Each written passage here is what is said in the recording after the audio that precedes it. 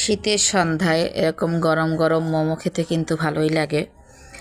বাসায় বসে একবার তৈরি করেছিলাম, তো বাবার বাড়িতে বসে আসলে অনেক কিছুই খাওয়া হয়েছে, আপনাদের মাঝে শেয়ার করা হয়নি।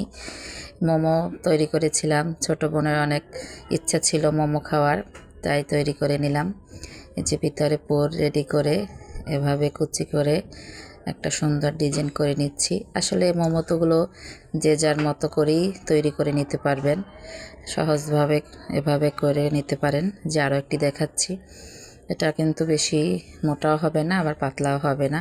এভাবে বেলে ছোট করে ভিতরে মাংসের পুরটা দিয়ে, এখানে ইচ্ছে করলে আপনারা শুধু সবজি দিয়েও একটা পুর তৈরি করতে পারেন। আমি এখানে মাংস সবজি দুটো দিয়েই পুর তৈরি করে নিয়েছি। আর এখানে হচ্ছে এই ডোটা কিন্তু ময়দা দিয়ে করতে হবে, আটা দিয়ে কিন্তু এই মোমোর ডোটা কিন্তু ভালো লাগে না খেতে, এর জন্য আমি ময়দা দিয়েই করেছি। আর এটা ঠান্ডা পানি দিয়ে খামির করে নিলেই হবে। আর এই যে দেখেন আরও একটা কুচি দিয়ে নিয়েছি।